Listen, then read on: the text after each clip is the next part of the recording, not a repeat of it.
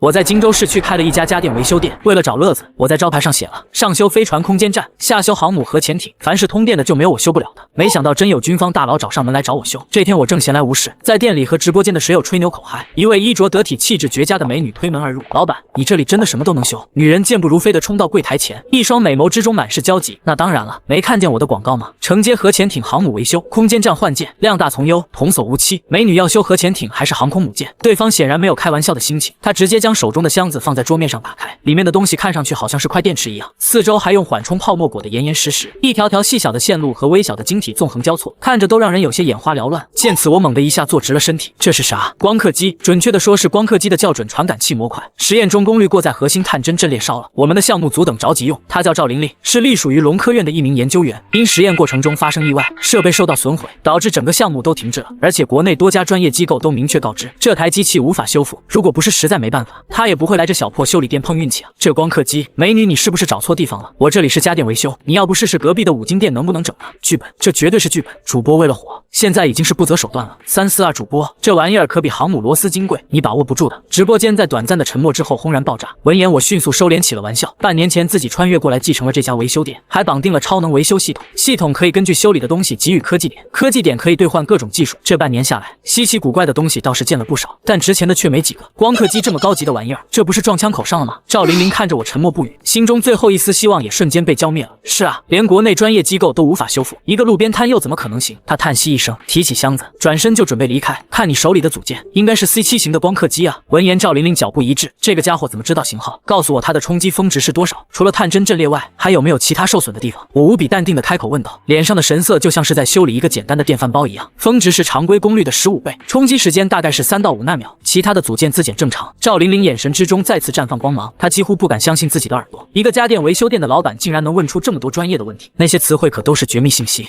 能修。见此，赵玲玲的呼吸都瞬间停止了。能修？她居然说能修，我勒个豆！是我傻了还是主播疯了？主播别吹了，这玩意儿你要是整坏了，把你卖棉北拆了都赔不起。密集的弹幕瞬间刷满屏幕，修是能修，但价格可不便宜，钱不是问题，只要你能修好，我马上申请经费。赵玲玲狠狠一咬牙，她已经做好被我狠宰一顿的打算了。闻言我微微一笑，伸出5个手指头，行，500万就500万。赵玲玲顿时整个人倒吸一口凉气，虽然贵得离谱，但眼下情形她没有讨价还价的资格。你想啥呢？500万，500块不还价，主要是你这个东西，它修起来很耗电。500块，你确定？赵玲玲彻底懵了，感觉自己的认知已经完全被眼前这个男人颠覆。她急忙掏出手机对准收款码付款，叮到账500元。见此我咧嘴一笑，旋即大脑袋往镜头面前一扎。家人们，今天的直播到此结束，接下来是付费内容，想看得加钱了。关闭了直播间，整个小店内就剩下了赵玲玲。她轻蹙眉头看着我，又看了看四周杂乱不堪的环境，心中顿时又是一阵后悔。这地方连个像样的仪器都没有，她咋修啊？这要是整坏了，自己下半辈子的国家饭是吃定了。在赵玲玲的注视下，我不紧不慢地戴上了一副防静电手套，在桌子上面铺了一块相对干净的白布，然后才将箱子里面的模块小心翼翼地拿了出来，放在了桌面上。系统来活了，下一秒，我的眼前便出现了面板信息，检测到可修复物品 C7 光刻机校准感应模块，损坏程度87%，修复方案分析完毕，请确认是否修复。系统的机械音在我的脑海中回响，点击确认之后，我微微一笑，一切准备就绪。我转身从一个积满灰尘的货架上搬下来一个军绿色的箱子，箱子打开的瞬间，赵玲玲的眼睛都快蹦出来了。本来以为我有什么秘密武器，可当箱子打开后，里面的东西却让她大跌眼镜，一把被改造的奇形怪状的电烙铁，一个家用热风枪，出口处还被硬生生的扣了一个好像喇叭一样的盖子，剩下的工具也大差不差，不是像厨房的打蛋器，就是各种垃圾摊里淘回来的破烂。赵玲玲心中顿时涌上了一股不祥的预感，她不会打算用这些破烂玩意儿修自己的光刻机配件吧？老板，赵玲玲张了张嘴，想说点什么，却又停了下来。事已至此，她该怎么办？质疑还是中断维修进度？别紧张，我这些设备都是祖传的，当年阿波罗登月的时候还用它们抛光过呢。如果不是看你这是光刻机，我都舍不得拿出来用。我一边做着准备工作，一边冲着她咧嘴一笑。阿波罗登月，赵玲玲嘴角狠狠地抽动几下，她此刻已经认定了我就是个骗子，但她也没有别的办法，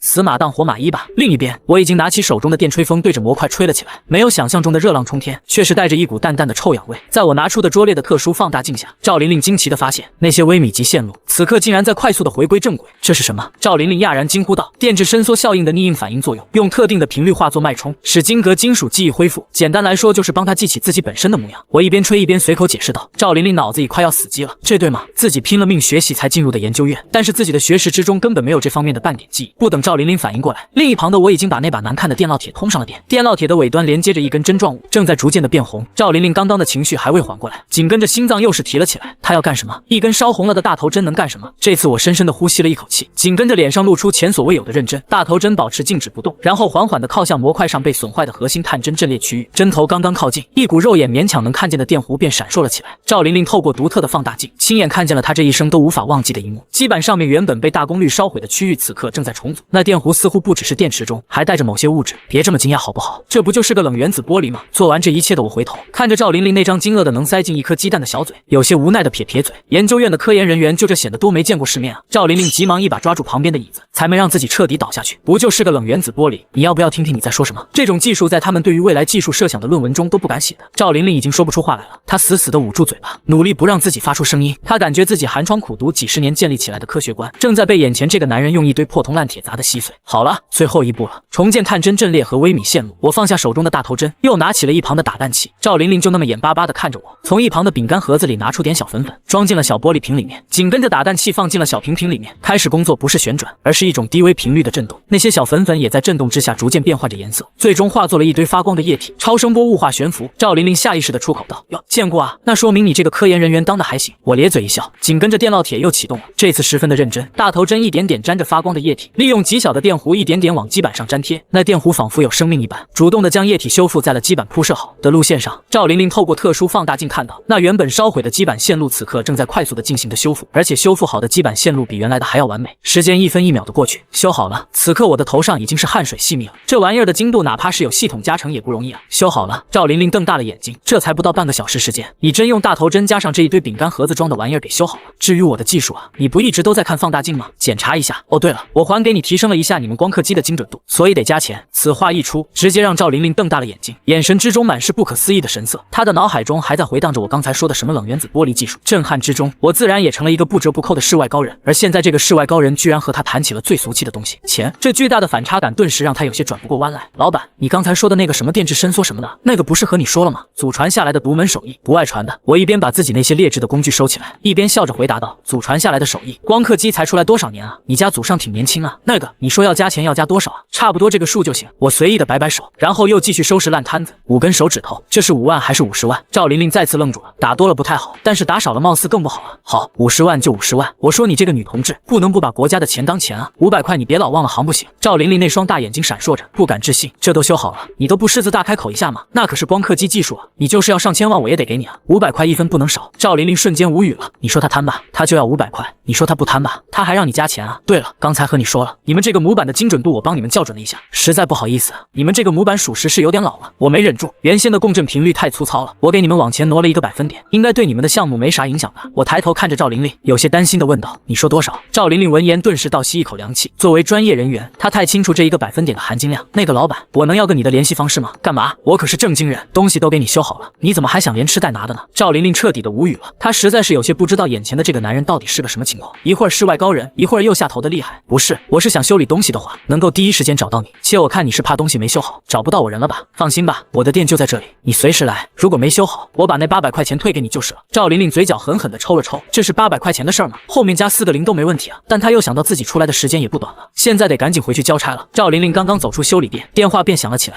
掏出手机，赵玲玲顿时是浑身猛然一颤，是院长打来的。赵玲玲，你在什么地方？不是让你去修复模块吗？电话刚接通，对面便传出了院长愤怒的咆哮声：院长，您别着急，东西修好了，我现在马上就送回去。修好了？你在哪里修的？张院长的声音明显的停顿后问道。在一个家电维修店修好了。他抬头看着我的店铺，有些小心翼翼的说道：赵玲玲，你是不是急糊涂了？那可是光刻机。张院长的声音瞬间如同核弹爆炸了一般，我没撒谎，真的修好了，核心传感阵列、微米级传导线路都修复了，而且精度也提升了1个百分点。对面沉默了许久，张院长才缓缓开口道：你在什么地方？我现在去接你。一路上，研究院的车疯狂地飞驰着，前面开车的张岭南脸色铁青无比，赵玲玲怀里抱着箱子，浑身的神经都紧绷到了极致。他知道此刻的院长已经快到了爆发的边缘了，可他脑子里却满是我那一脸的玩世不恭和那些看上去和破铜烂铁一样的修理工具。他甚至是怀疑自己刚刚只是做了一场奇葩的梦。研究院的大楼门前早就站满了各个项目组的科研人员，车子刚刚停靠在大门口，众人便围了上来。玲玲，走。怎么样，联系上原厂了吗？模块呢？快拿出来，咱们的项目等不了太久了。众人七嘴八舌的质问道，声音一阵比一阵更高。修好了吧？赵琳琳抱着箱子，低着头，小声道，修好就修好了。好了吧？是什么意思啊？众人顿时都有些呆滞起来，面面相觑，纷纷是从对方的眼神之中看到了疑惑。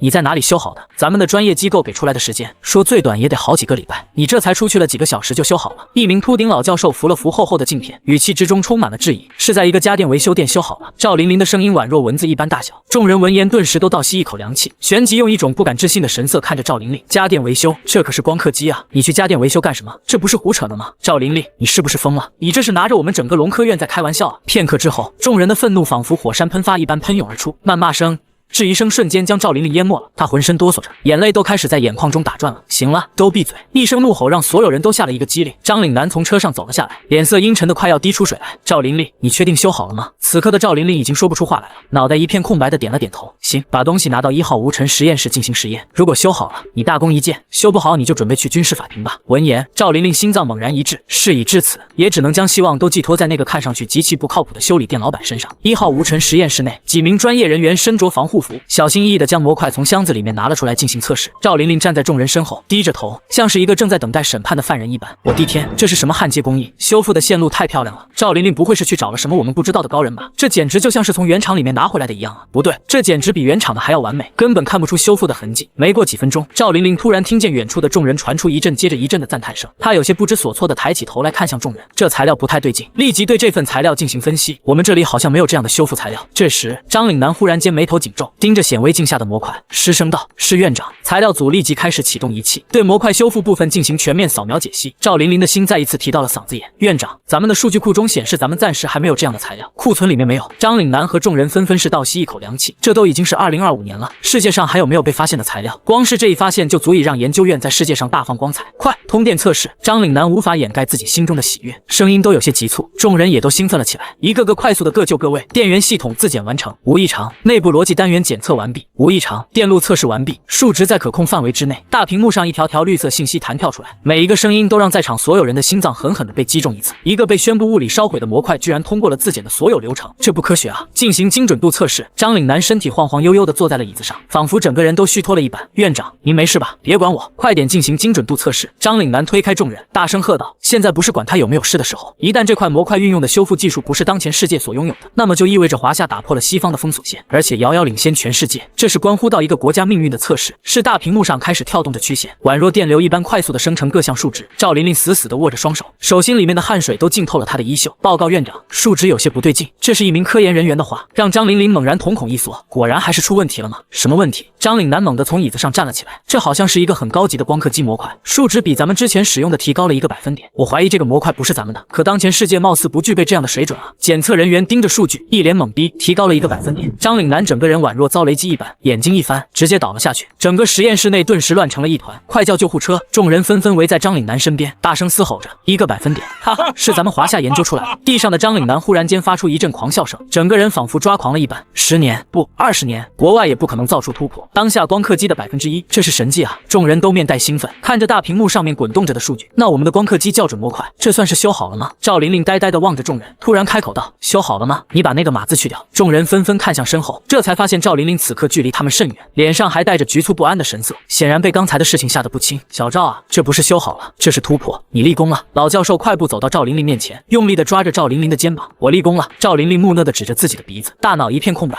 她现在还没从担惊受怕中走出来。刚才院长都说自己要上军事法庭了，这怎么眨眼间就又立功了呢？赵琳琳道。赵琳琳急忙站直身体，像一个听见了首长命令的战士一般。鉴于你在本次重大技术攻克难关之中的卓越表现，现在我任命你为本研究组的组长组组长。闻言，赵琳琳瞪大了眼睛，她已经开始怀疑自己的耳朵。能够进入龙科院工作就已经是普通人的天花板了，升任组长那起码得要很高的资历的。她今年才20来岁，根本不够格啊！就因为这模块的修复，恭喜啊琳琳，你得请客吃饭啊！众人纷纷围了上来，七嘴八舌的祝贺道。只有赵琳琳一个人还处于懵逼状态之中，她现在相信了那个看上去十分不靠谱的年轻人说的话。没错，不光修好了光刻机模板，甚至连1%的精准度调整都是真的。说吧，赵组长，很多专业机构都说没修好，你是去找了哪个军工还是哪个总参？这么大的事儿，我亲自登门拜谢。张岭南兴奋地看着赵玲玲问道。众人也目光齐刷刷地汇聚在了赵玲玲的身上。我没有骗大家，我真是在一个修家店那里修好的。赵玲玲深呼吸一口气，喉咙都有些发干。修理摊子修个电视机都费劲，咱这可是光刻机啊！就是你这玩笑一点都不好笑吗？我真的没开玩笑，当时我实在没办法才去的那家修理店，因为它门口挂着的牌子特别吸引人。赵玲玲说着话，声音便低了下去。什么牌子？上修航母空间站，下修脸盆电磁炉，但凡是通电的就没有它修不了。赵玲玲完完整整的背了下来，整个实验室内顿时鸦雀无声。他们看得出来，赵玲玲没撒谎。然后呢？然后我就进去了。那老板用电烙铁和热风枪，还有个打蛋器，就把模板修好了。最后一共收了我800块钱。赵玲玲一边说话一边看着众人的反应，声音也一点点弱了下去。而此刻的众人嘴巴都张得老大，他们看向赵玲玲的目光之中充满了震惊和不敢置信。打蛋器修理光刻机，这都哪到哪？真有这技术，恐怕全世界都得为他干一仗。这件事暂时设定为最高机密，谁敢乱转，以间谍罪论处。张岭南冲着众人大声喝道：“项目组现在立刻按照全新的精准度给我制作一批芯片出来，我要最短的时间看到成果。”众人领命后，立即进入到了各自的岗位，展开了工作。玲玲，你别走，先过来一下。赵玲玲刚想换衣服上岗，张岭南却冲着她招了招手：“你现在还记得那个修理店在什么位置吗？记得那行，你带我过去一趟，我想见识见识这个老板。”张岭南的一句话直接让赵玲玲瞪大了眼睛。院长要见一个修理铺的老板，平日里多少人想见院长都没机会了。好，赵玲玲木讷的点点头，你在外面等我一下，我去拿个东西。如果这个老板能够把这个东西修好的话，那他想要什么，我张岭南都满足他。张岭南嘴角扬起一个弧度。几分钟之后，赵玲玲终于等到了急匆匆跑过来的张岭南。当他看见张岭南怀中抱着的东西时，心中顿时咯噔一声。南斗3号全球卫星导航系统，高精度原子钟同步芯片。张院长不会是要让那个小老板修理这玩意儿吧？这能修好吗？亲爱的家人们，你们的主播又回来了。修理铺内，我架好了手机，又开始大呼小叫了起来，身边还有一个18、19岁的可爱小姑娘。家人们看见我身边的小妹妹了没有？她鼠标坏了，哥哥我今天就让她见识见识什么叫做单身20年的修理速度。我笑嘻嘻的边拆鼠标边调侃：峰哥，你真能修好吗？我这个可是限量版，去了好几家店都说修不好。小姑娘声音柔柔弱弱的，听起来都让人骨头发麻。妹子，你可以质疑哥的人品，但是绝对不能质疑哥的手速。瞧好吧你。啧，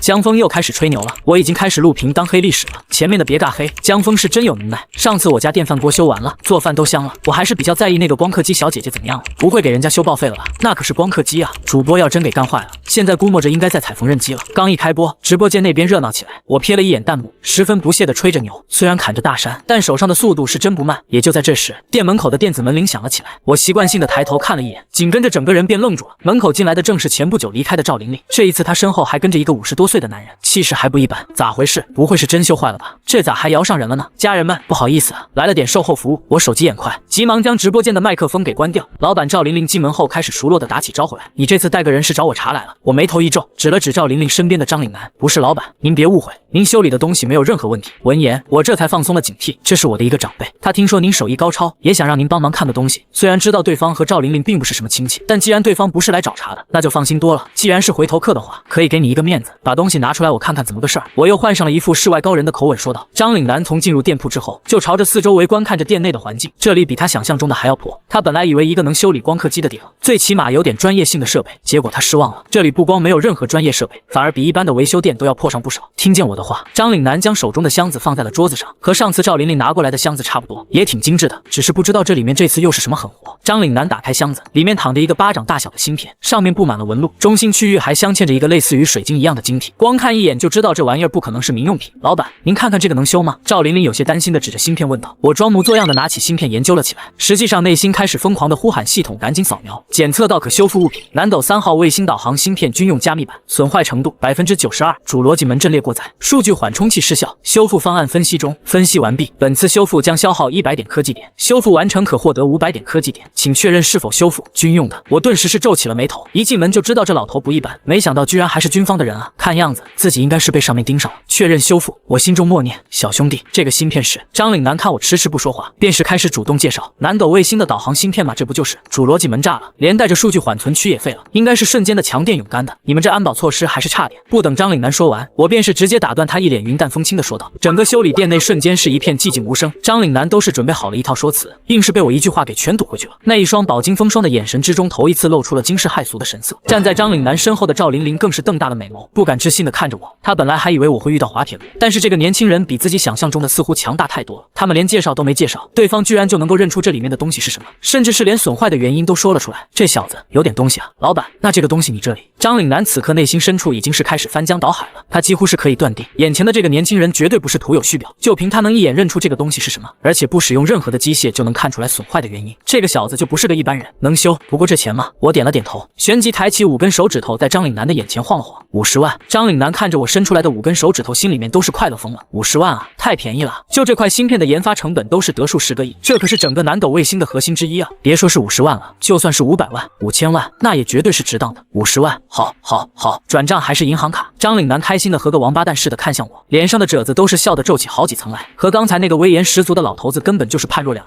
人。闻言，我的眉头猛地皱了起来，看向张岭南的眼神也是瞬间变得不客气起来，甚至还带着几分不悦。不是少了吗？我的表情变化让张岭南心里面顿时狠狠一揪，脸上的笑容也是瞬间凝固了。不过他转念一想，这种技术含金量要个500万也正常，反正上报上去上面肯定是会同意的。这种机会和人才，他们求还求不来呢，岂能是金钱能够染指的了呢？张院长，不是50万，是500块。赵琳琳眼看着我的脸越来越难看，急忙凑到张岭南耳边小声提醒道：500块人民币。张岭南都是怀疑自己的耳朵出了毛病了，这块芯片的价值有多高他太清楚了。500块钱连装芯片的盒子都买不来啊，这个价格简直就是对国家尖端科技的一种侮辱啊！靠，爱修不修，你们这帮搞科研的人呢，钱来的就是太容易了，国家的钱不是钱啊，纳税人不是人呢，就500块，多一个字我也不带修的。我直接是将箱子靠前一推，然后干脆一屁股坐在椅子上，随手又是打开了直播间的麦克风。我靠，主播你终于回来了，我以为你被查水表了呢。哎，那个美女研究员又来了，旁边这个大叔是谁啊？看起来很样子，我刚才好像看见主播说什么500块的唇语啊，主播又要修航母啊！哎，你们看那个箱子，你们猜那里面装的是什么宝贝？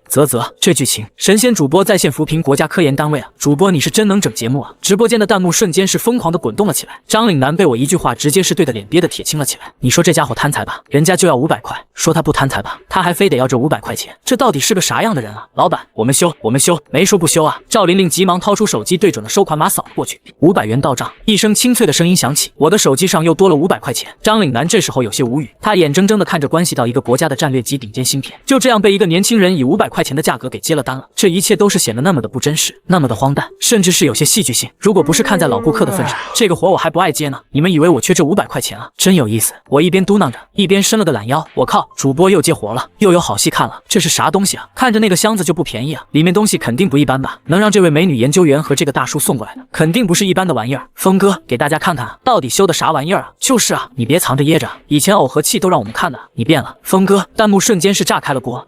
其实也没啥新鲜的，就是天上飞的那个玩意儿的零件掉下来了，人家信得过我，我给他瞅瞅。我冲着镜头嘿嘿一笑道：天上的那个玩意儿。张岭南嘴角狠狠地抽搐了几下，脸色以肉眼可见的速度变绿了。你家这叫零件啊？这叫瞅瞅啊？这可是关乎到整个南斗卫星的核心部分啊！这家伙刚才还挺正经地说出了芯片的名字，怎么一转眼变得这么中二了？院长，您别着急，这个老板人就这个样子，本事大的人脾气也怪，您忍一忍啊。赵琳琳眼看着张岭南血压升了起来，急忙凑到他耳边安抚道：天上飞的，你不会真修飞机了吧？吹吧你就。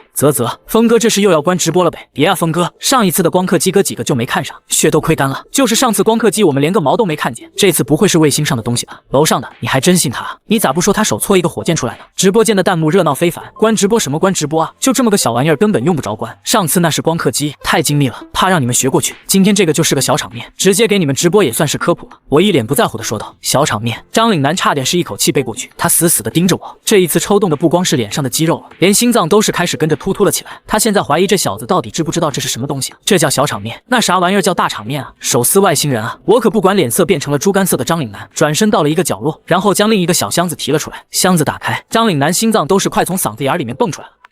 一把不知道从哪个牙科诊所找来的老式手钻，一个老式的夹板，塑料壳子上全是划痕，电线胶皮都是有些老化了，还有一个像是手摇的咖啡机。这几样东西加一块卖给收破烂的都不止5块钱啊！张岭南呼吸急促，眼睛肉眼可见的攀上了血丝，他实在是忍不住了，颤抖着双手指着那一堆破铜烂铁，声音颤抖道：老板，你不会是要用这些东西修理我的芯片吧？张岭南眼珠子都是快蹦出来了，那一颗大半辈子波澜不惊的心，此刻终于是出现了名为恐惧的感觉。怎么了？嫌弃我的家伙事啊？那你们自己拿回去研究吧，我们这小修理店容不下你们这尊大佛。我瞬间是不乐意了，直接是将工具一扔，整个人坐在了椅子上，一副爱修不修的样子。修，老板，我们修，你看我们钱都付了。赵琳琳见状急忙说道：琳琳，可是这院长，咱上一次的光刻机修复也是这么修好的，上一次的工具还不如这一次的好呢，您忍一忍啊，忍一忍。张岭南憋得满脸通红，却是被赵琳琳给硬生生的压了下去。系统上班，我白了张岭南一眼，心中默念道，紧跟着我眼前的画面便是变成了一堆堆的数据值。刷，我麻利的将夹板插上电，嗡，那夹板瞬间是亮起了小红灯，发出一阵嗡嗡的低低频率的轰鸣声。我将夹板缓缓地夹在了芯片上，缓慢地掠过每一个细节。与此同时，赵琳琳十分熟练地拉过我的特殊放大镜，透过放大镜，张岭南和赵琳琳看见了不可思议的一幕：芯片基板上面的通路此刻正在被舒缓展开，然后又是重新回归到了它本该待着的位置。这是什么技术？张岭南浑身汗毛都是炸裂了起来，只感觉自己这么多年的科研白干了。这他妈的夹头发的夹板能修理芯片了？那自己学了那么多的东西算什么？早知道这样，自己上超市20块钱买个夹板得了呗，500块钱都省了。这是在干啥啊？给芯片做烫发呢？虽然我看不懂，但是主播这一套节目效果是拉满了。主播是哪个技校毕业的？这也敢拿出来秀啊？峰哥你悠着点啊，别一使劲把芯片给干碎了。虽然感受到智商受到了挑战，但是我还是选择看下去。真他妈猎奇啊！这内容，直播间的观众们看的也是一头雾水。张岭南和赵琳琳两个人此刻已经是说不出话来了，二人挤在放大镜前面，眼睛瞪得老大，额头上的汗水越来越多了。紧跟着，我放下夹板，然后拿起了手摇咖啡机，从一个茶叶罐里面倒出一些粉末，然后放入咖啡机的入口处，嘎吱嘎吱。我缓缓地开始摇动咖啡机，那咖啡机就像个80岁的老头一样，发出快要散架的声音。琳琳，你确定它是这么修好的光刻机？张岭南脸色已经是不能用难看来形容了，这简直就是在哄小孩玩啊！咋看这也不像是修东西啊？对啊，院长，你看那个粉末，这个技术叫超声波雾化悬浮。和张岭南不同的是，另一旁的赵琳琳却是满脸的欣喜之色。超声波雾化悬浮，这是什么技术？张岭南更是听得一头雾水。这玩意儿教科书里面有吗？还是这个年轻老板自己发明出来的？太离谱了，我懒得搭理他。紧跟着便是拿起牙科的手钻，沾着粉末进行修复芯片破损的地方。这一套流程和修补光刻机模块大同小异，只不过材料上却是大有不同。撕拉，一道道肉眼难以看见的电弧从针尖跃迁到芯片线路上，精准的修补着每一处塌陷下去的地方。而那已经是崩塌的不像样子的芯片破损处，竟然是在肉眼可见的被修复完成。张岭南呆呆地望着这一切，惊愕的说不出话来。如果不是亲眼所见的话，他绝对不会相信这是真实发生的事情。一堆破铜烂铁竟然是在修复国家级顶尖的芯片技术，这可比手撕鬼子要离谱太多了。这一刻，时间仿佛在我的小店内被无限拉长。张岭南和赵琳琳的呼吸已经是快要完全停止了，尤其是张岭南，他感觉自己的胸口仿佛压着一块极大的石头一般，每一次的心跳都是在剧烈的撞击着自己的肋骨。塌陷下去的晶格被重新搭建起来，断裂的电路也被无暇的衔接了起来。这不是简单的修复过程，而是更高难度的创造过程。撕拉，伴随着最后一点材料被融化进了芯片，我终于是抬起头来松了一口气。那一整块芯片在放大镜下被看得清清楚楚。修复是修复好了，但是却是和以前不太一样了。但是要说哪里不一样，张岭南和赵琳琳两个人还真说不出来。芯片通体泛着一股子奇特的微光，所有的路线都是井然有序的排列着，核心区域的晶格更是完美无缺，仿佛它一直都是那个样子的。好了，我将手中的工具随手扔进工具箱里面，轻描淡写道：“好了，这就好了。”张岭南猛然回过神来，不敢置信的看着我：“这可是芯片啊，南斗卫星导航的芯片啊，这才多长时间啊，你就好了？这哪怕是放在专业机构，没个几个礼拜、几个月的都想不出方案来啊，不然呢？敲锣打鼓捡个彩，再让你们领导讲几句。”我抬头反问道：“不是？”张岭南现在是真想骂娘啊，这小子能力挺强，就是这个嘴是真毒啊，一句话给他对的一口气都是上不来了。看着我将各种工具随手扔进了箱子，那随意的模样简直就像是修理了一个不亮灯的电饭锅那般简单。一股巨大的荒谬感席卷了张岭南全身，我一定是疯了，要么就是在做梦，这怎么可能啊？张岭南已经是陷入了深深的自我怀疑之中了。这就好了，就这么简单。刚才发生了什么事情？我好像看见了上帝在做针线活啊！前面的别走，我看见了女娲造人。啧，峰哥面前物理学算个屁啊！我宣布，主播就是神。你们说有没有一种可能，我们看到的不是一个牙科钻，而是一个我们无法理解的高科技修复工具？楼上的别骗自己了，那就是个破牙钻。我牙科诊所里面同款的铁锈都没有他手里的那个气质足。直播间在短暂的沉寂之后，瞬间是爆发了，呼哧呼哧。这个时候，张岭南的喉咙中发出了阵阵嘶吼声，他的脸色瞬间是憋得通红了起来，看上去仿佛呼吸有些不顺畅了。院长，你没事吧？院长，赵琳琳顿时是着急了起来。老子给你们修理好了东西，你可别死老子这儿啊！我他妈还要靠这个小店养活自己呢。没事，我没事。张岭南努力的让自己平静下来，深呼吸了几口气，好多了。院长，你要习惯，这就是老板的常规操作。赵琳琳这个时候已经是不知道该怎么安抚自家院长了。常规操作，习惯。琳琳啊，你知道他这一套流程下来对我的打击多大吗？咱们整个科研院几百个专家啊，耗尽了心血都没解决的问题，让他拿几个破牙钻和烫头发的夹板就给搞定了，你让我怎么习惯啊？张岭南看着赵琳琳，眼球上布满了血丝，激动的说道：“呼，老头，你的东西修好了，你可别死我这里啊！另外，你们那个跃迁算法有点低端，我帮你们改了改，还有那个底层的晶格数量不够多，排列也有问题，我也帮你们调整了一下。”我看着张岭南恢复如初，这才是长长的呼出一口气，说道：“我本来还想让张岭南加200块钱的，但是看着张岭南刚才都是差点背过气了，出于人道主义，还是算了吧，别真把老头给吓死在这里。”但是我说的云淡风轻的，可是在张岭南耳朵里面却宛若一颗重磅炸弹爆炸了一般。人家这么短的时间内，不光是修理好了芯片，还给他们优化了算法，重新排列了晶格布置，这是人能干出来的事儿。好了，芯片拿回去吧，我就不让你们加钱了。现在这玩意儿跃迁频率应该比以前更稳定，理论上计时误差应该能再降低1到2个数量级，具体多少我没法细算，你们自己拿回去测去吧。我将芯片重新放入箱子里面，递了出去。扑通，张岭南再也承受不住了，直接是眼珠子一瞪，双腿一软，直挺挺的瘫倒在地。哎，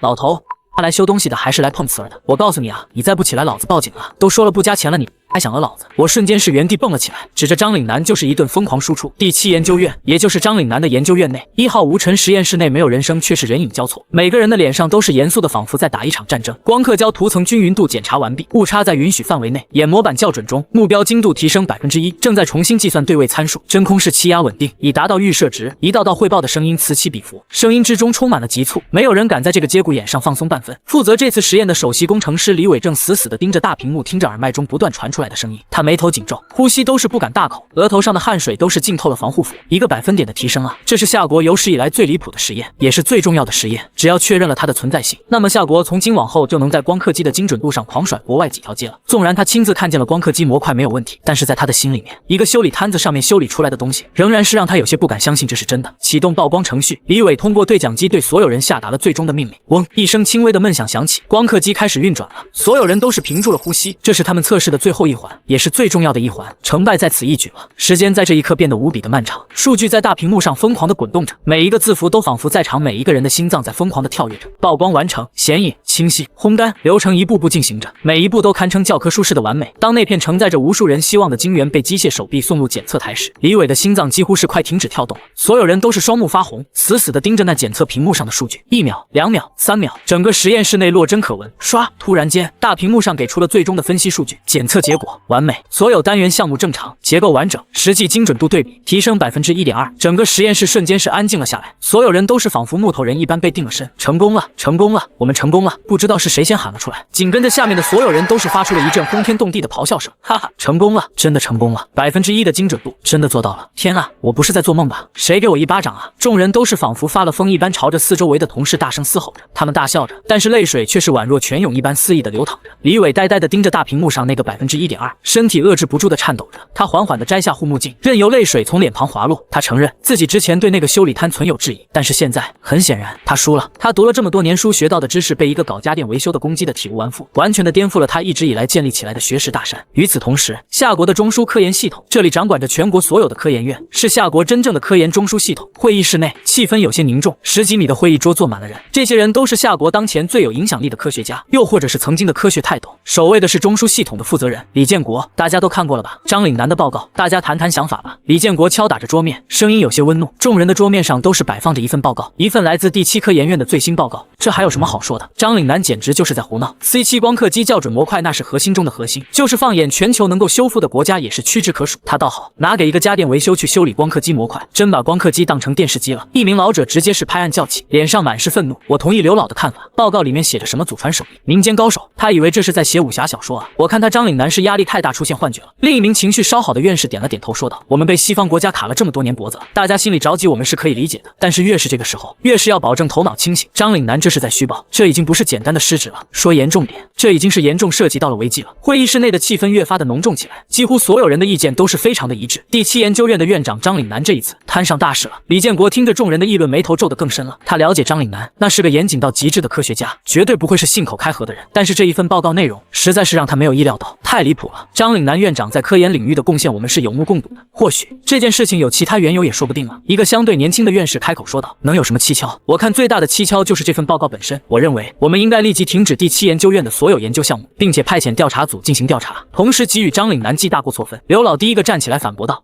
我复议，我也复议。”一时间，会议室内大部分的人意见都是达成了一致。李建国看着众人群情激愤的样子，也是叹息了一口气，众怒难犯啊！这一次，张岭南算是踢到铁板了，而且他也觉得该给张岭南点教训，让他知道科学的严谨性。咚咚咚，李建国刚拿起笔准备写文件，办公室的门被敲响了。进来，李建国眉头一皱：“李部长，第7研究院又传来一份报告，是加急的报告。”门口的秘书急得满脸通红，又是张岭南的研究院，他有完没完了？是不是下一份报告就要说他造出高达了？刘老冷哼一声，脸色越发的难看。报告显示，第7研究院刚刚研发出来了一款新型芯片，采用的是全新的刻度标准。秘书小心翼翼地说道：“全新的标准有多新？”众人纷纷面面相觑，然后问道：“报告显示，最新标准比我们之前的精准度要提提高了1个百分点。秘书的话音落下，整个会议室先是瞬间安静了下来，所有人都是愣住了，面面相觑之下，纷纷是被人的眼神之中看到了茫然，紧跟着气氛瞬间是炸了。1个百分点啊，这是什么概念？报告给我！刘老一个箭步飞身，直接是将报告拿了过来。他仔细的看了几眼之后，整个人都是遏制不住的颤抖了起来。刘老，你没事吧？另一名院士见到刘老的变化之后，立即是起身将报告拿了过来。不到1分钟，他便是和刘老一起哆嗦了起来。怎么了？李建国顿时是皱起了眉头。这数据没问题，都是真的，但是这怎么可能呢？刘老颤抖着声音，眼珠子往外凸着，血丝肉眼可见。人可以撒谎，但是数据不行。他从事科研这么多年了，哪一个数据出了错，他一眼就能看出来。但是这份报告上的数据完全属实，没有半点虚假。我就说张岭南这么多年的院长了，一定不会违规操作的。可是这件事情太过于蹊跷了，难道说是他们先前积累的某种刚好是达到了巅峰，然后机缘巧合之下突破了？几名院士也是一脸的不敢置信。巧合？1个百分点啊？您管这叫巧合？院士的话音刚落，便是有人起身反驳道。李建国没有去搭理众人的争吵，他急忙拿过那份报告详细的查看了起来。片刻之后，他的目光在 1.2 的突破百分点和全新芯片上面反复停留，每一次的停留都是会让他眼中的金光更胜几分。诸位，这份报告上的数据无可厚非，这也就说明张岭南的那份报告也绝对不会是假的。但是现在问题就出在了张岭南报告上的这个家电维修店身上。李建国深呼吸一口气，脸上的神色有惊喜，但是更多的是茫然。家电维修，民间高人还是祖传手艺，这些字看起来都很正常，不正常就不正常在他一个家电维修居然是能维修光刻机，最重要的是他还维修成功了，这就很离谱了。李部长，我怎么感觉都不觉得这是真的？光刻机模块啊，那可是怎么可能出自于一个家电维修店啊？刘老脸上的表情都是扭曲成了麻花了。他能接受那份数据是真实的，但是他无法接受这份数据是出自于一个家电维修店之手。或许这是张院长的掩人耳目法，也许那个什么家电维修店就是张院长的一个秘密基地，又或者张院长是在掩盖什么真相。一名名院士眉头拧成了一个疙瘩，会议室内顿时又是吵闹了起来。芯片的成果让他们震惊不已，但是他们越是震惊，对于这个家电维修就越是好奇，这已经是触及到了他们对科学的认知，甚至是对科研体系的质疑了。大家都先安静一下，这个家电维修我们一定要去了解，但是不能我们去。这样，小李，你帮我安排几个人去找一找这个家电维修，看看到底有没有这么个地方。记住了，一定要小心点。李建国摆摆手，让众人安静下来，然后对自己的秘书说道：“是，李部长。”眨眼间又是1日之计，我平复了一下自己的心情，才又打开了店门。昨天张岭南在自己的店里直接昏倒过去，还好救护车来得够快，否则的话自己赚的几百块钱都得搭进去。修复南斗3号卫星导航芯片完成，奖励科技点加500，当前科技点1806。我正寻思着今天该怎么，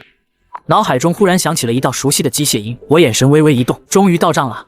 系统打工人的科技点你也不按时发放啊！检测到科技点存量突破1000，全能修复系统开始升级，升级完毕，解锁新功能广域探测，宿主可在半径100米范围内主动感知所有可修复物品，并获取其基本损坏信息与修复方案。还有意外收获啊！检测到待修复物品王记包子铺蒸笼，密封圈老化；检测到待修复物品幸福小区3号楼路灯灯丝烧断；检测到待修复物品共享单车链条脱落。下一秒，我的脑海中仿佛多了一张无形的网，以我为中心，无数条密密麻麻的数据信息出现在我的眼前，我嘴角微微上扬，这个功能倒是不错啊，省了不少事。哈喽，家人们，咱们今天不修电饭锅，不修洗衣机，咱们聊点高科技。我和往常一样，和打开直播和水友们侃大山。峰哥又开始。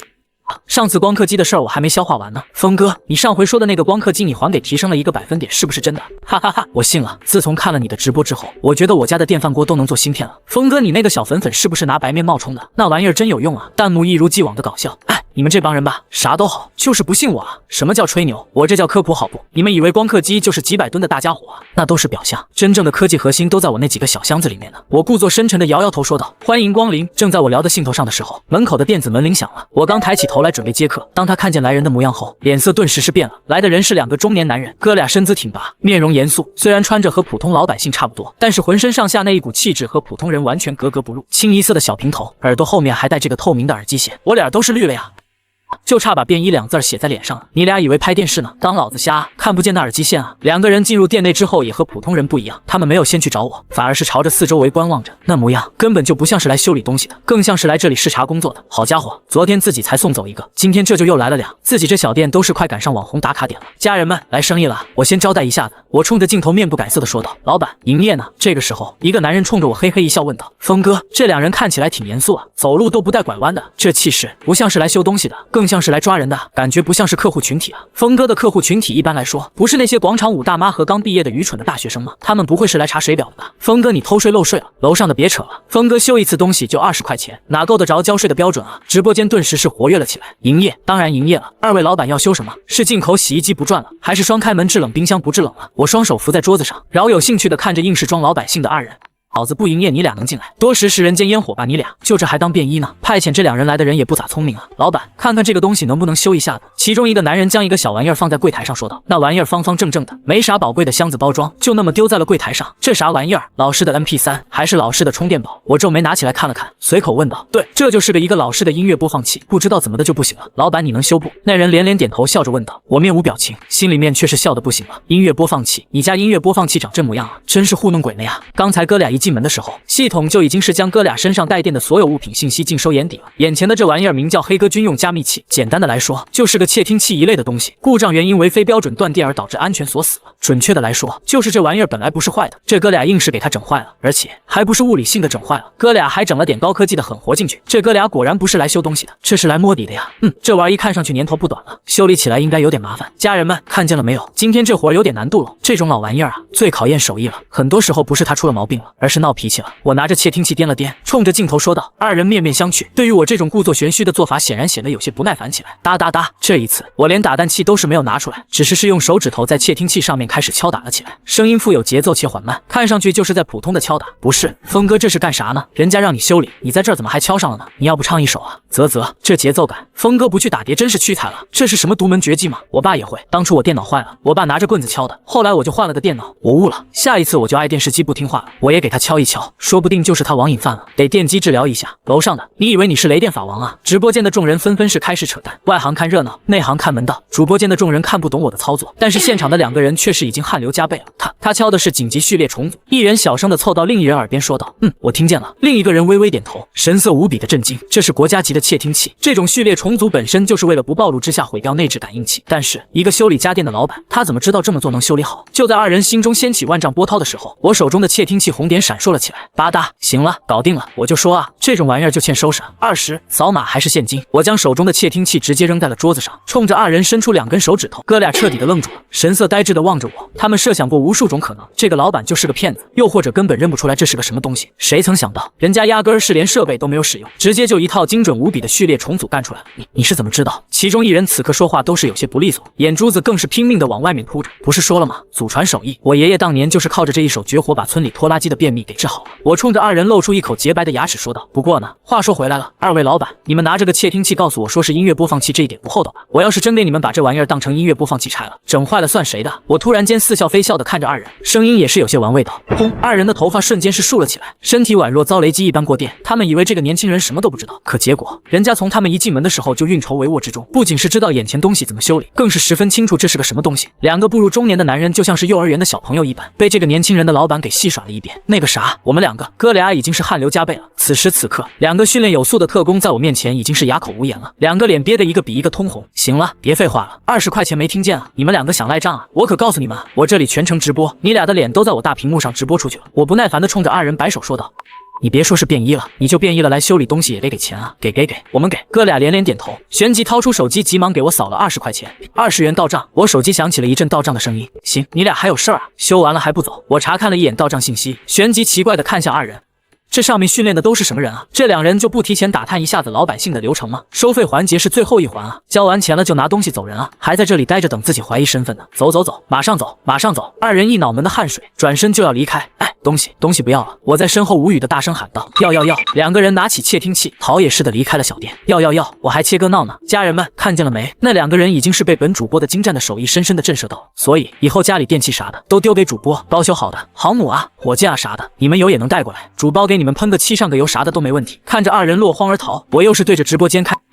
呼哧，距离小店不远处，一辆黑色的轿车内传出粗重的呼吸声。刚才的那哥俩此刻就坐在车内，大口的喘息着粗气，那身上的汗水就宛若将两个人清洗过一遍一般。滴，其中一个人喘着粗气，按着手机号码。喂，对面传来了一个沉稳的男人的声音：“李部长，是我们。”男人如鲠在喉，情况怎么样？那个修理店存在吗？那个老板怎么样？对面的李建国闻言，声音顿时是放低且急促了起来：“找到是找到了，店也的确存在，只不过这人有点邪门，比我们想象中的更加的邪门。”男人满脸为难之色的会报道：“咱们是搞科研的，你给我来个邪门是啥意思啊？怎么个邪门法？李建国有些不明所以的问道。我们现在怀疑，我们刚一进门的时候就进入到了他的圈套里面。他不仅是直接把我们要修理的东西看穿了，甚至是还知道加密的解锁方式。男人用力的吞咽着口水说道：“知道咱们加密的解锁方式？这怎么可能？”李建国的声音都是跟着颤抖了起来。那窃听器可是最高级别的，研发的时候就是为了应对各个国家之间的特工工作，一个破修理摊子给破译了。你和我闹呢？李部长，我的话句句属实，这个修理摊老板的确有些邪门啊，一时半会儿说不清楚啊。男人这个时候已经不知道该怎么解释了。行，你俩先回来，回来之后再详细的和我汇报情况。李建国在那头沉默了片刻之后说道。医院内，消毒水的味道充斥着张岭南的鼻腔。张岭南缓缓地睁开眼睛，映入眼帘的是一片雪白色。心电监护仪正发出有节奏的微弱声音，在他的一旁是昏昏欲睡的赵玲玲。院长，您醒了。医生、护士。赵玲玲眼见张岭南苏醒了，急忙大声喊道：“芯片，我们的芯片呢？”张岭南没时间管自己的身体问题，他现在最担心的就是自己的芯片怎么样了。芯片在呢？在呢。赵玲玲急忙将小箱子拿了过来，张岭南急忙接过箱子，打开看了一眼里面安然无恙的芯片，那颗悬着的心这才是放了下来。我要出院。片刻之后，张岭南说道：“院长，医生说您现在的身体不能出院，需要静养。”赵玲玲吓了一跳，急忙说道：“不行，眼下正是关键时刻，我必须出院。”张岭南十分固执地挣扎着起身，一把将自己中指上的仪器给拔了。哎，你们怎么把心电图给拔了？快躺回去，我们马上要给你进行输液的。门外面的医生护士冲进来之后，顿时都是大声呵斥道：“不用了，我要出院。现在你的身体状况不能出院，我说了，我要出院，现在，立刻，马上。”张岭南面色严肃无比，语气之中充满了坚定：“就让他出院吧，我们研究院有更加良好的医疗设施和医生。”赵玲玲知道自己院长的脾气，冲着身边的医生叹息一口气说道。张岭南手背上的输液针被拔掉，他急忙的跳下床，紧跟着一阵头晕目眩。但是此刻他显然是管不了这么多了，三下五除二的换好了衣服，然后怀里紧紧的抱着南斗卫星的芯片。曾经这就是个破烂玩意儿，但是现在这是他的宝贝嘎达。去开车，马上回去。张岭南的话不容拒绝。是，院长。黑色的轿车在路上狂奔着，张岭南怀中始终抱着那个小箱子，他的思绪早就是飞到了那个承载着整个夏国命运的实验室。赵玲玲几次都是想让他放下，但是话到嘴边最终还是咽了回去。很快的，第7研究院的大楼近在咫尺了，车辆通过层层安检，稳稳地停在了办公大楼门口。张院长，您去哪儿了？怎么现在才回来啊？车子刚停下来，一个身穿白大褂的研究员便是冲了过来，脸上满是焦急之色。怎么了？张岭南眉头瞬间是皱了起来。研究员的一句话瞬间是让张岭南和赵玲玲的心都是提到了嗓子眼。中枢系统的人来了，现在就在实验室里面。中枢系统那是掌管着整个夏国科技命脉的绝对部门，是直接隶属于最高首长领导之下的特殊部门。他们怎么会突然间来第7研究院？他们来这里干什么？张岭南急忙问道。好像是说来检查一下咱们光刻机研发出来的新精度的芯片，关于那1%的精准度他们不太相信，所以亲自来查验来了。科研人员想了想说道：“你说什么？1%的芯片研发出来了？”张岭南闻言，眼珠子都是快蹦出来了，还没有痊愈的身体此刻再一次晃动了起来。那1%的精准度提升的芯片，他本来就没想到真的能够研发出来，毕竟我只是进行了简单的修理而已，想要研发出来，总得是进行一系列的磨合期才行。这才多长时间啊，就搞定了？是，研发出来了，在您和赵组长离开没多长时间就搞定了。研究人员用力的点了点头，脸上还带着欣喜的笑容。研发出来了，好啊，好啊。可是谁让他们把报告递交上去的？张岭南脸上的兴奋没维持多久，便是皱起了眉头。通常来说，上交报告的条件必须是万无一失的。这芯片刚搞定就火急火燎的给中枢系统上交报告，这要是临时出点什么意外，那就是谎报。科研数据谎报和军情谎报同等级别的罪名，这不是给科研院找事儿了吗？这个我也不知道。那名科研人员顿时是有些不知所措了。行了，你马上安排个项目的人，凡是参加过芯片研发的人员全都给我到实验室集合，要快，哪怕是他们在拉屎，也得给我把屎拉在裤兜子里面。张岭南说罢，扭头便是朝着实验室冲了过去。咔嚓，实验室的大门在张岭南输入一连串的密码之后缓缓地划开，一股夹杂着设备散热和臭氧独特气味的味道扑面而来。巨大的无尘实验室内站着一群人，正围着光刻机指指点点。为首的一位正是中枢系统中的刘老，眼前巨大的全息投影前，无数数据正在缓缓流动着，一张张复杂的构造图不断的被拉扯变大，又是快速缩小，校准模块的反馈回路被优化到了极限啊！光路补偿路径也做了重新规划，这简直是鬼斧神工啊！一名院士死死地盯着那一堆复杂的构造图，由衷的感慨道：“关键是这些优化都是在原有构架下完成的，没有破坏任何基础协议，这怎么可能啊？这需要对整个光刻机校准系统的理解达到一个匪夷所思的深度。”另一名院士也是跟着赞叹道。刘老听着几个院士的声音，脸上的肌肉狠狠地抽搐几下。当他看见那一份报告的时候，就觉得这是编造出来的东西。他压根是不相信这个世界上竟然是会有人对光刻机的理解深度达到这样一个匪夷所思的地步。但是当他真正来到了实验室之后，他才是发现事实远远的比他想象中的更加离谱啊！院长，您来了。这个时候，实验室的研究人员看见了张岭南，一个个都像是看见了救星一般，眼中大放光芒。刘老，你们来了。张岭南快步上前，和几个院士连连打招呼。张院长，你能不能告诉我们，你们实验室到底是怎么回事啊？光刻机就先不说了，就说你们的这个芯片，它为什么会出现这种结构？刘老仿佛抓住了救命稻草一般，脸上的好奇都是让面部表情扭曲了。张岭南闻言，满腔的客套话瞬间是销声灭迹了。解释？他解释个毛啊！他连芯片研发出来了都不知道，当时他都已经是住院了，咋解释啊？刘老，诸位院士，这个东西解释起来有些麻烦，咱们不如直接上测试数据吧，那个更加直观一些。张岭南清了清嗓子说道。众人闻言，纷纷是赞同的点了点头。什么样的解释都不如正儿八经的数据来的更加有冲击力。几分钟之后，参加芯片研发的众人也到场了，众人纷纷各就各位。那一枚新研发出来的芯片被小心翼翼地加了起来，放入平台的测试卡槽内。嗡，一道声音响起，卡槽自动锁死，透明的真空罩缓缓下降，将整个测试平台都是笼罩其中。环境自检开始，真空环境正常，温度恒温定在21.5摄氏度，电磁屏蔽已开启。各个单位的工作人员的声音在整个实验室内转了出来。先进行基准校准精度测试。张岭南盯着全息投影，额骨的咬肌都是在暗自用力。校准模块响应时间3.8纳秒，运行稳定，光路偏差修正率每秒12.5微米，超过设计指标1.2%。听着各单位的情况汇报，现场的人群之中立即是出现了一阵骚动。仅仅只是一个基础的数据就已经是让他们大为震撼了。刘老，这个数据已经是非常惊人了。咱们正常光刻机的校准模块原设计修正率正峰值是12.1微米。一名院士悄悄地凑到刘老面前，小声地说道：“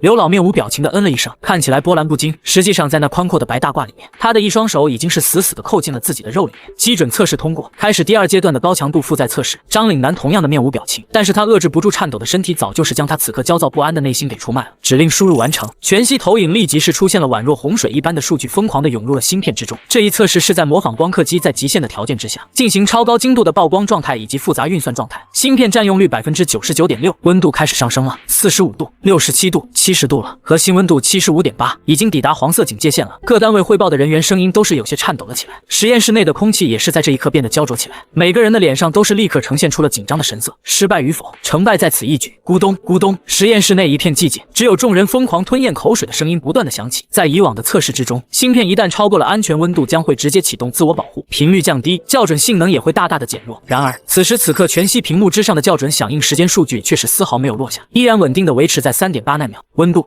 稳住了，76度，已经76度了。扩音器内传出一阵振奋人心的声音，这怎么可能？它的散热功率是怎么稳住的？这不符合我们的设计方案啊！一名院士拼命地扶着自己的眼睛，死死地盯着全息投影。刘老和众人也是面色凝重地看着全息投影，此刻他们的内心深处已经是被深深地震撼到了，这已经是颠覆了他们对于传统意义上的科学理念。呼，张岭南此刻深深地呼出一口气，眼前的数据变化并没有让他放松下来，他此刻突发奇想，他要玩一波大的，好好的让中枢系统这帮领导们开眼，全体都有，准备最终测试，模拟光刻机在极限震动、高热以及复杂电磁干扰下的运行状态，进行超精密校准与纠错测试。张岭南这句话一出口，在场所有人都是愣住了，无数道目光朝着他投了过来，眼神之中满是不解和惊愕之色。院长，极限震动和强电磁干扰那是最高标准，没有任何一枚芯片能扛得住的，它会瞬间烧毁的。旁边的院士急忙提醒道：“老张，我们已经看见了全新芯片的成功之处了，你不用再测试了，这已经是非常完美了，我们非常满意。”一向都是淡定的刘老这个时候也是破天荒的开口劝说道：“你们没听见我的命令吗？立即执行！”张岭南此刻就像是疯了一般，根本是听不进去任何人的话。哪怕刘老在中枢系统占据着不低的地位，但是这里是第7研究所，是他张岭南的地盘。我说了，不许测，我看你们谁敢动弹。刘老这个时候是真急了呀，这么好的芯片，如果因为张岭南突然间增加上去的难度整坏了，那他们这帮人得心疼死。负责测试的各个单位的众人纷纷是双手悬空，额头上的汗水顺着脸颊滑落了下来。这玩意儿谁敢测啊？中枢系统的刘老不让测，张岭南偏要测，一个是比研究院规格还高的中枢系统，一个是他们的直系领导，得罪哪一个都不好整啊！测！张岭南面色冷峻无比，大声喝道：“是！”各单位的科研人员不敢违抗张岭南的命令。刚刚才停止运转的光刻机再一次启动了起来，屏幕上的全息投影数据再次疯狂地滚动起来。张岭南，